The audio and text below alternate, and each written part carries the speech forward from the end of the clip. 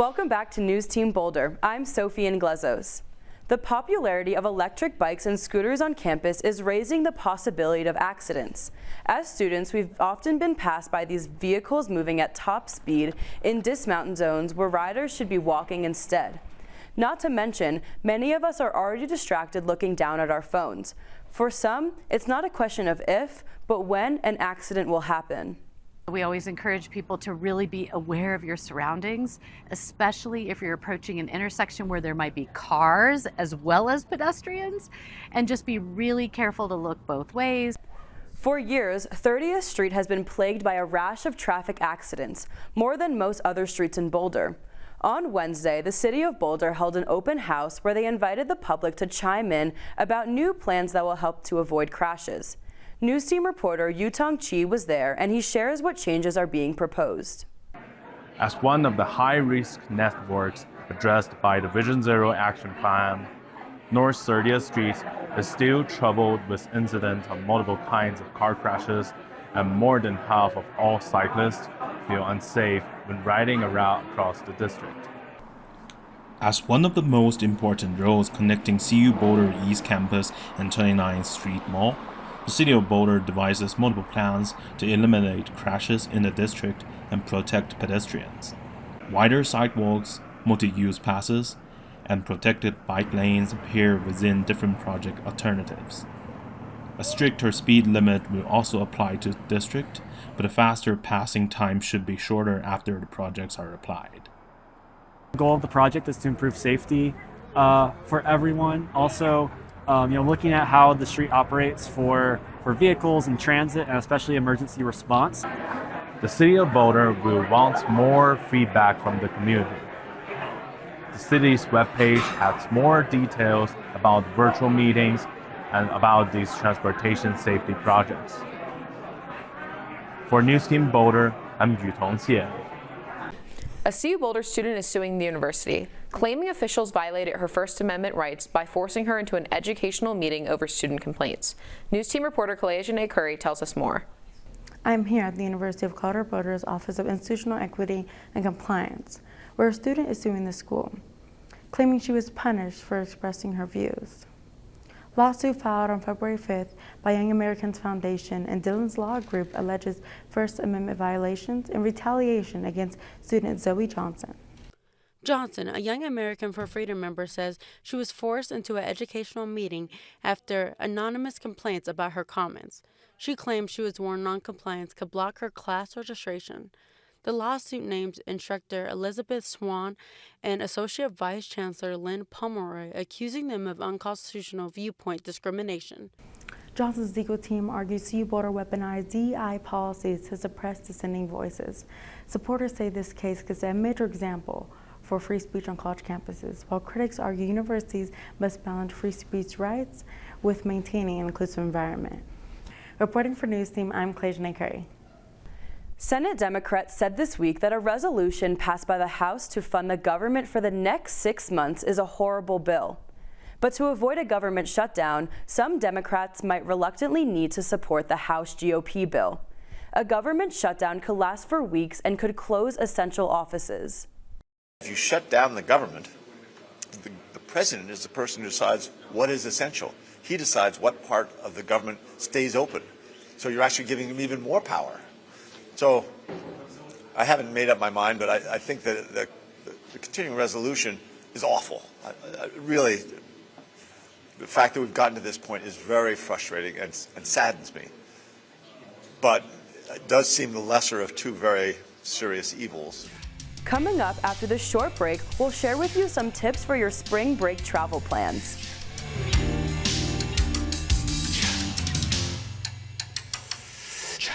Spring break is here, and so are the travel headaches.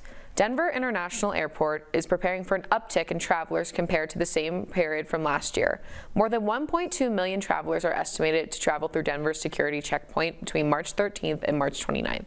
Expecting larger crowds, it's even more important to stick to the tried and true travel tips.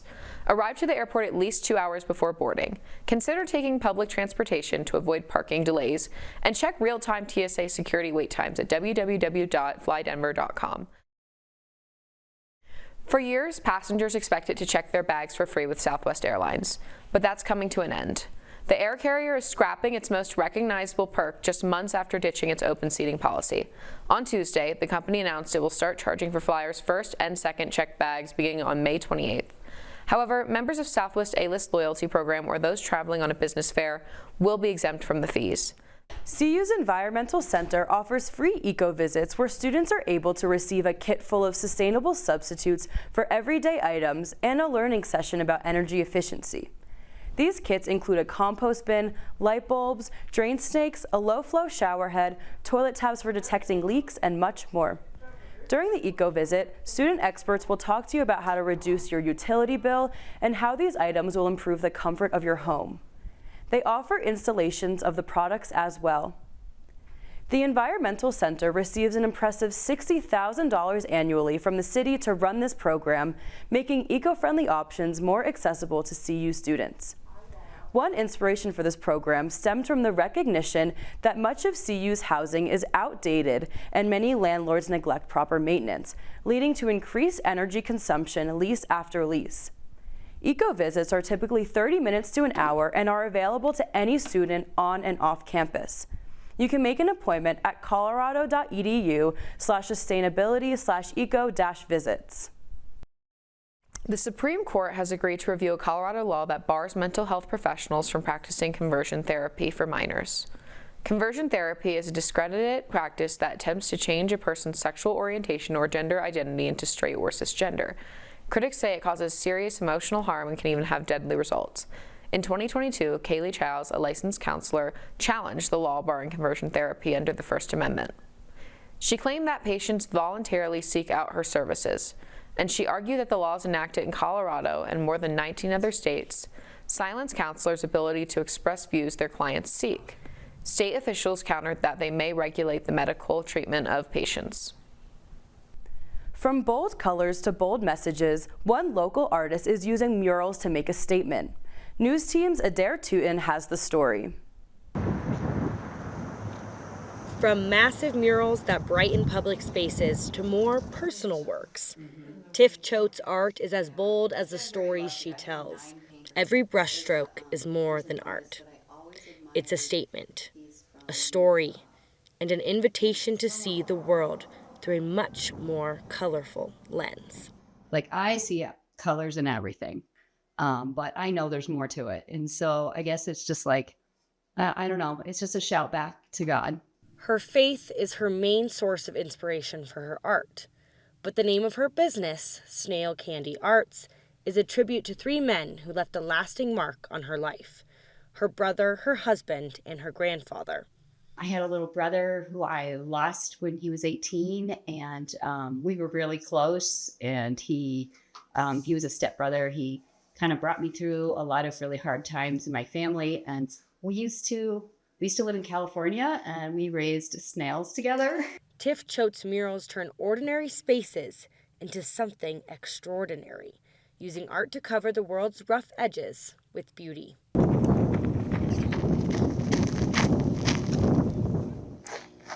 Sometimes when you go for a run, you get more than just a workout. You get a dose of inspiration. Today, passing by this really made me slow down. Literally. At first glance, this mural is just a burst of color. But take a closer look and you'll find a deeper meaning. Through her artwork, Tiff is able to raise awareness and protect local wildlife here at Wanaka Lake. But bringing these type of projects to public spaces comes with its own set of challenges. But Tiff was able to turn this old building into a canvas of conservation. Well, it all started with the fact that it was, it's such a beautiful setting, Wanaka Lake, and here's this kind of ugly utility building in the middle of it that nobody really knows what it's for, but it's just there. So I just wanted to beautify that, but also just kind of put a highlight on all the wildlife that lives there. From wildlife to social issues, Tiff's art transforms what's forgotten or even ugly into something meaningful. People are really surprised at all of the different creatures that live there.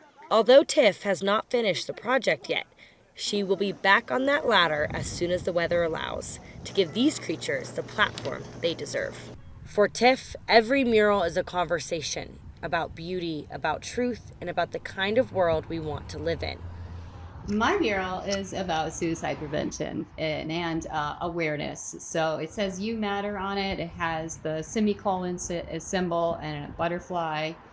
And the cool thing about this is you can't see it if you're right on the mural, but if you walk up close to it, the mural has names all over it of people who have either survived suicide or have lost their lives in, being honored by people who love them. So that is just one of those little secrets about that. You have to know, and now you know.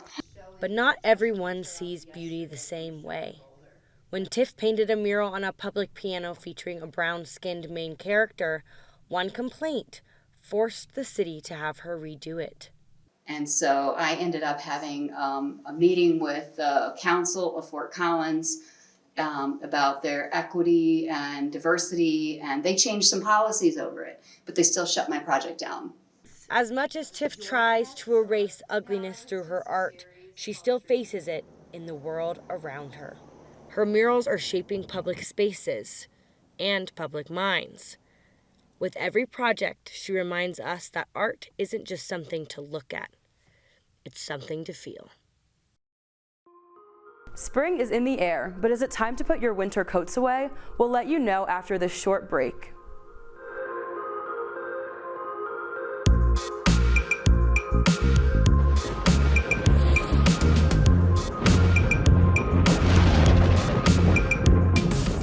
Hey there, Boulder. Let's see what the weather's got in store for us this week. Whether you're planning to hit the trails or just hang out with friends, we've got you covered with all the sunny, breezy, and rainy details. Let's take a look at the forecast for the next 7 days. Starting on Friday, it's going to be some windy conditions with highs of 50 and low of 28 at night. This trend will continue out throughout the weekend, Saturday having a high of 45 and a low of 29. This will also lead into Sunday, which will also be a bit breezy with highs of 52 and lows of 39. Then going into Monday, we're going to see an uptick in temperatures with highs of 70 and lows of 30 at night. This trend will kind of continue into Wednesday, but it will be 10 degrees cooler. If you looked up in the sky early Friday morning, you probably noticed the moon looked a little different. NewsTeam's Emma Kane has more information on the story. Last night, a breathtaking lunar eclipse took place over Boulder skies. CU's Summer Balch Observatory held a viewing event for the eclipse where students could see the moon up close through the observatory's telescope. During a lunar eclipse, the moon appears red due to sunlight being filtered through Earth's atmosphere. While viewing the event is ideal through a telescope, it is not a requirement to be able to appreciate the beauty of the moon.